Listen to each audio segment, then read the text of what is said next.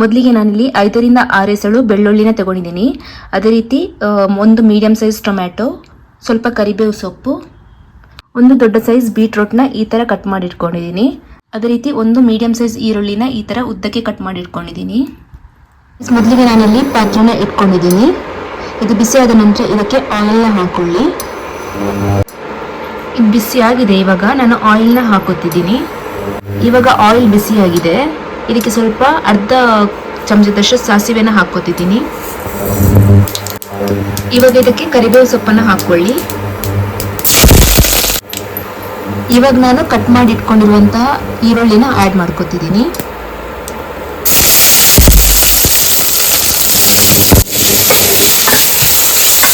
ಇವಾಗ ಒಂದು ಸ್ವಲ್ಪ ಶುಂಠಿ ಬೆಳ್ಳುಳ್ಳಿ ಪೇಸ್ಟನ್ನು ಆ್ಯಡ್ ಮಾಡ್ತಾ ಇದ್ದೀನಿ.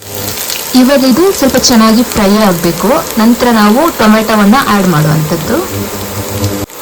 ಇದು ಎಲ್ಲಿ ತನಕ ಫ್ರೈ ಮಾಡಬೇಕು ಅಂತ ಹೇಳಿದರೆ, ಇದರ ಹಸಿ ವಾಸನೆ ಏನಿದೆ ಅಲ್ವಾ, ನಾವು ಶುಂಠಿ ಬೆಳ್ಳುಳ್ಳಿ ಪೇಸ್ಟ್ ಕೂಡ ಹಾಕಿದ್ದೀವಲ್ವ, ಆ ಹಸಿ ವಾಸನೆ ಹೋಗೋ ತನಕ ನೀವು ಫ್ರೈ ಮಾಡಬೇಕಾಗುತ್ತೆ.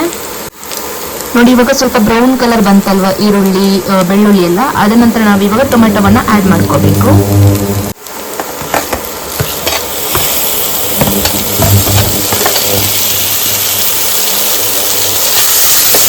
ನೋಡಿ, ಇಷ್ಟು ಫ್ರೈ ಆಗಿದಲ್ವ, ಇದಕ್ಕೆ ನಾವು ಇವಾಗ ಬೀಟ್ರೂಟ್ನ ಆ್ಯಡ್ ಮಾಡ್ಕೊಳ್ಳೋಣ.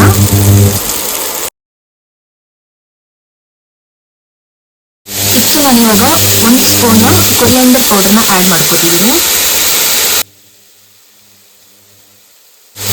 ಅದೇ ರೀತಿ 1 ಸ್ಪೂನ್ ಗರಂ ಮಸಾಲ ಪುಡಿನ ಆ್ಯಡ್ ಮಾಡ್ಕೊಂಡಿದ್ದೀನಿ.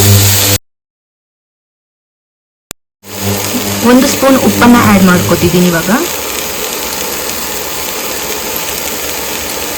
ಇವಾಗ ಇದು ಡ್ರೈ ಆಗಿದಲ್ವಾ, ಇದಕ್ಕೆ ಸ್ವಲ್ಪ ನೀರನ್ನು ಆ್ಯಡ್ ಮಾಡ್ಕೊಳ್ಳಿ.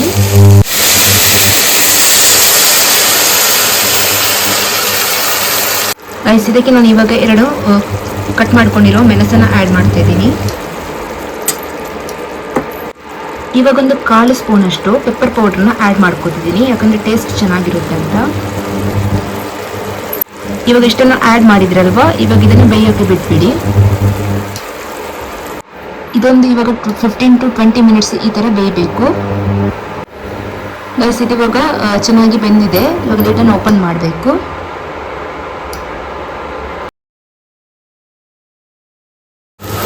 ಇವಾಗ ನಾನು ಕೊತ್ತಂಬರಿ ಸೊಪ್ಪನ್ನು ಆ್ಯಡ್ ಮಾಡ್ಕೊತಿದ್ದೀನಿ.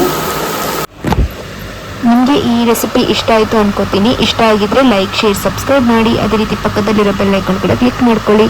ನೆಕ್ಸ್ಟ್ ನಾನು ಇನ್ನೊಂದು ಇಂಟ್ರೆಸ್ಟಿಂಗ್ ರೆಸಿಪಿಯೊಂದಿಗೆ ಸಿಗ್ತೀನಿ.